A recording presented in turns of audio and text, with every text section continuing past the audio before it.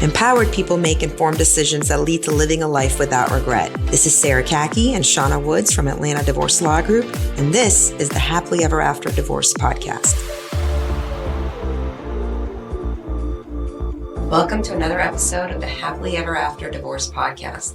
I am Sarah Kaki with Atlanta Divorce Law Group, and I'm joined by our managing partner, Shauna Woods.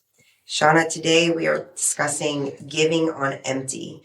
And the idea of this episode is when you know your tanks are down low, the gauge is low, and I'm not talking about your car, I'm talking about you energetically, and you continue to give and provide to your people, your loved ones, the ones that you feel responsible to, and you continue to go and go and go.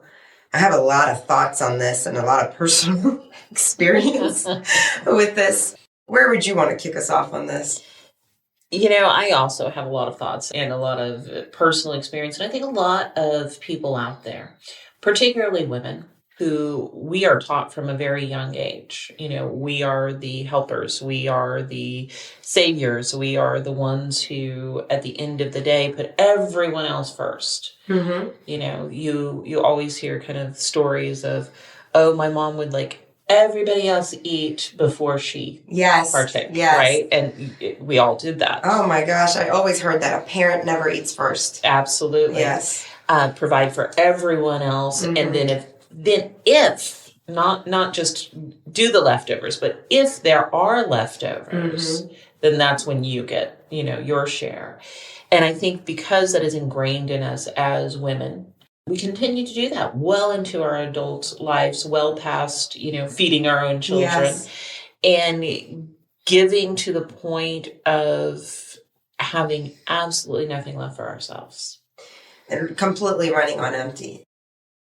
Sean, I'm so excited that you're discussing this from the woman's perspective, because one of the big things I have here in my notes, and we always say how you and I don't share notes and talk about this beforehand, but it's exactly what I have in my notes, is that there is a masculine versus feminine component to this. And a lot of what I'm going to share comes from personal experience with this, but also I have to give credit where credit's due. There's a lot of teaching from Alison Armstrong, who I consider the think leader and the big thinker on partnership and the masculine and the feminine that comes into that.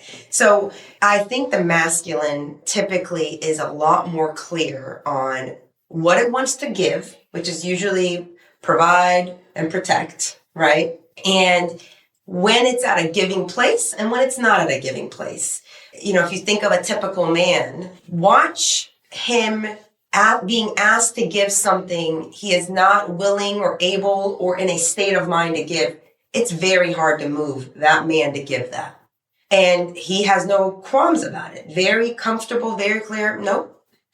Now watch a typical woman, quote unquote woman, in the feminine and being asked to give something that she does not have the mental state or the capacity or the desire to give. And it can put her into a complete state of stress. And I think that's fascinating, that how different that is for the masculine versus feminine. I think the men are typically a lot more clear on how much they want to give, where their limit on giving is, and if they're in a place of giving or not, versus women. We, in the feminine, we are not as clear on when we are run out of that tank. However, I do think the alarms, if we're paying attention to them, they are going off. They are internally going off on red, you're in the red, low fuel, pull over, but we shut that voice off inside of us. Why do you think that is? That's a great question. Quite frankly, we go back to the nature versus nurture. Mm-hmm. We go back to societal demands, because women are naturally, I don't know if we're naturally or not, because we're discussing that. But in society, we are the caretakers. Right? We are the pleasers. We are the pleasers. Mm-hmm. We are the keepers of the home, mm-hmm. which the home never ceases to need something. Right. And so a lot of that, I think, really is societal pressure. I think it's pressure we put on ourselves. And it does come out in so many different ways, and we show it in so many different ways. When you hear a woman who is just running on nothing, right? You can hear the resentment in her voice. You can hear the weary in her voice. And it does become almost this, in relationships, a nagging voice, a complaining voice. And allowing ourselves to get there, then we become this other person. I think the feminine is just so much flexible and willing to bend and be more fluid to the situation and the people around it. The word is adaptable. I think the feminine is so adaptable. And so it's trying to please through its adaptability, trying to serve so many people and many dimensions coming at it. And it will keep going, adapting and adapting until it sort of loses itself somewhere. And it loses, its sense of what is it that I want to provide? What is it that I want to give? So I made some notes to myself on, this is an exercise I do with myself a lot for my family, my children, because they are the ones that are on the top of my priority list of providing for energetically from me. And what I think we have to be conscious of in the feminine and as women is, what do you want to give? You can't give everything. I think that's the first step of not running on empty. Because there are certain things that we are uniquely gifted to just give by just breathing, right? Like we mentioned in another podcast, like you're a challenger, you're a disruptor. It doesn't take a lot of energy from you to provide that, to provide a disruption to a dysfunctional state, disruption to dysfunctional thinking, disruption to a status quo that is not serving people. It doesn't take a lot of Shauna energy to provide that. That is just who you embody, and your presence alone provides that, right? It comes very natural. It comes very natural to you. When I'm in my tanks are full. My cup is full. I've received everything I need to receive in order to give. I can be a provider of peace, like a peaceful state, a calming state, a state where, people can go to where they can just for a minute have put away their worries and just be in a state of calm. If my tanks are full, it doesn't take a lot of energy for me to just provide a peaceful state, a state of calm for people. But I have to be very aware of what am I best at providing? What am I uniquely gifted to provide? And what do I want to be the provider of? I think too many women, they don't sit down and think about that. And they choose to just be the giver of it all, the giver of everything. But if we just choose a few things that you want to be the queen of, I want to be the queen of giving this, right? I want to be the queen of providing warmth. I want to be the queen of providing an abundant mindset, right? For my children. Then how much more ease can you do that? And then when other things come up and you just know I am not the queen of providing that. Maybe I can find a resource for that. Yeah, thinking about what you're sharing about, you're very natural in providing peace, and especially for your family and being there. And I think that one of the things that when we talk about running on empty or giving till we're empty is if we have an overflow of what we have, then that's easy for us to give. And I like the idea of making these conscious decisions, whether it's on a weekly, daily, monthly, however basis, and saying, what is it I'm willing to give, right? And going from the things I love to give, right? I love to do X. Now what's the next step? Okay, I may not love to do Y, but I need to do Y. Y is necessary and I'm good at it, right? So what do I need to provide that? To provide that for this area. Yes. And when you were talking, I was thinking very much about, very recently I had to hold my own space. I went through, a big loss, a couple of losses in the last 6 months that really did affect me. And doing what we do on a daily basis, we hold a lot of emotions for our clients, right? They come in and they share with us, and we hold space for them, and we provide them not just legal advice, but the ability to unburden themselves. Right. I mean, sometimes I know more than their mamas. You know, I have a lot of information, and I hold that in high respect for when I do that. And I have to be in a certain energy to be able to do that for some people. And, you know, we had talked about it. I had to take time off because I did not have that energy around me to hold that space for somebody else. I had to hold that space for me. So this is exactly like the perfect way it's done, is when you understand this is what's needed of me. And in order for me to provide this thing that takes a lot of energy out of me currently, what do I need to provide for me? What do I need so I can be in a state of giving? Yes. And being willing to speak up for that. Being able to rely on yourself, trust yourself to say, I will speak up for my needs that are a great source of providing for others that I love and I care for. You know, my mom didn't do this. I wish my mom had done this when I was younger. She was the queen of providing on empty. And it comes a lot from my culture, and I'm sure there's a lot of other cultures that are similar to this. The Middle Eastern culture honors self-sacrifice. It honors how much of yourself can you sacrifice for your loved ones, more importantly for your family. And in my mom's side of the family, that is like a badge of honor. If they could have like 4-star general Purple Hearts and they would hand these out for who, like, you know, gave up the most for their child, there would be a lot of stars being handed out to my mom's side of the family. This is really, I think, an unconscious value system in my mom's side of the family that took a lot of years for me to uncover and for me to sort of decide how much of this do I want to take on, how much do I not. But my mom worked all throughout my life, one of the hardest working women I've ever met, would come home and, I mean, I'm talking like ironing our clothes, our socks. There was never a day we ate out. We ate homemade food every day. She baked cookies. She was incredibly involved in my school, but she was running on empty, and she was diagnosed with terminal cancer at the age of 42. And you know, we can talk about this another day, but when you look back to the psyche of what can create cancer, it's overmothering. And that's when she snapped out of it.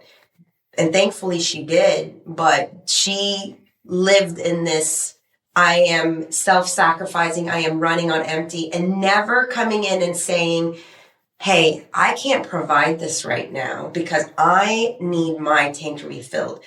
And this is what I need from you guys so I can be back to my zone of excellence for all of you. She never would do that. Instead, we would see the alarms, the agitation, her getting annoyed, her nagging at us, her complaining over little things, nothing being perfect enough, right? Her not being in a playful mindset to play with us, right? Like if everything was about producing results, everything in my home was about producing results from my mom's side. And so, you know, playing with Barbies and just going on to La La Land with them, that would not produce results, you know, but providing organic, homemade, cookies and bread and chicken definitely was on that list. So what are some things that we can ask for? Some simple things we can ask for from our people to say, hey, my tank's going on empty. The alarms are going off. I'm not in a state of providing till I get this. You asked for this. Was it just a matter of asking for time? In that situation, it was. It was a matter of asking for time because that's all I needed. Just to unplug. I needed to unplug. I actually sent you that text. I'm unplugging. Yes. Right. I'm out, and of course you're wonderful and recognized that I needed to do that for myself. I do want to hit, and I will come back to that, but I want to hit on something you said. It was so important. Is that, you know, your mom gave and gave and gave past the point of nagging, past the point of parting martyrdom, right? To the fact she was giving her entire life. She was giving her body. And I think we really need to take a pause and listen to it because our bodies will shut us down. Yes. Our bodies will let us know that you have given beyond and we have no more body. I think a lot of our physical ailments are the body's alarm system going off. Absolutely. That your tanks are low. I could not agree with you more. And to get back to what can I ask for from my partner? What can I ask for my family, my friends, what it is? Well, first you have to understand and acknowledge what it is you need, right? So taking time every day to think about your own needs. And that may sound excessive for a lot of women. I don't have time to think about my needs. Yeah. Take 15 minutes. And I will tell you, I schedule my time. I love that. I schedule it. It's a time where and other people here may know that I put do not calendar sometimes on my calendar. And I need to take those breaks during the day to think about what it is I need. It may very well just I need to meditate for a few minutes. I may need to stretch. I may need to go for a walk. I may need to have a laugh with a friend. Yeah. Drink water, sleep, all of these things that we all know we need to do that we don't do. The walking is huge. Yes. Everything you mentioned really are like nothing extravagant. No. And that's the part that I think we overdo this in our head of like, what do I need? It's never that extravagant. It's usually just very basic needs. And I think when you're in that state of you've been giving on empty, being time to yourself is very important because you're probably in a state where all you hear is people, even if they're not communicating this to you, people communicating more things that they want from you. And I've been in that state where genuinely nobody around me is asking me for anything, but I'm running on so low that all I can hear is more demands. Absolutely. And literally Hashem's like, nobody's asking anything of you. Just chill out. Just take a time out to yourself. Go do what you need to do. Go be on your own because you're not even hearing people right now. Yeah, you're such in a mode of solving the issue or what do they need from me right now that you're hearing things that they're not being said. That are not even being communicated. And I love that you've got a partner who's like, hey, take some minute. Go be by yourself for a while. And I think that we kind of need to do that for each other in friendships as well. 100%. I think the closest friendships do that for each other. Yeah. And I think they realize also, hey, I need to give that person some space right now. Absolutely. They need some time to themselves. The vast majority of my very close friends are very well aware. Shauna just unplugs sometimes. Yeah. I may disappear for a weekend and I'm not returning texts. I'm not returning calls. I just need to clear my head of any sound in any space in that kind of, area. And they give you that space. Absolutely. That's beautiful. But going back to the partners, I think that's one of the biggest things Hasham and I had to learn in our marriage is watching for the alarms, not only on ourselves, so we could speak up and say, hey, I'm running on low. Can I sleep in this Saturday? You take care of the kids. Or I'm running on low. Can I go get a walk, and you take care of these things? But also sharing the alarms with each other and then being aware of each other's alarm. Because sometimes when you're in that state, you hopefully you're not too far gone, but you might get to a point where you're not seeing the alarms and your partner needs to be able to see them and be able to feel comfortable telling you, hey, you need a timeout. I think men do run low as well, but it's different. It's not necessarily on a giving place. It might be from a place of they are running low in order to go past just protecting, but being able to provide. They're more in an instinctual place. And in order to provide beyond just the necessities and provide playfulness, provide not just their straight masculine energy, but a little bit more openness of themselves, they need some time too. And for Hasham, it's a ride on his motorcycle. And when I see that he's in that state where he literally cannot give to the children playfully, he cannot give to me playfully, I'm like, I think you need to go for a ride. And getting on the highway or a beautiful mountain road on his motorcycle and just turning off all noise, that does it for him. And there's times where I'm begging him, please, I'll take care of everything. You go do that. And he does that for me as well.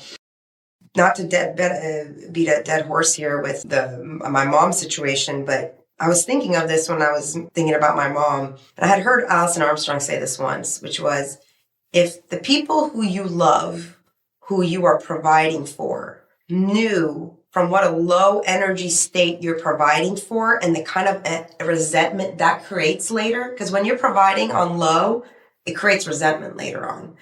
They would ask you not to stop.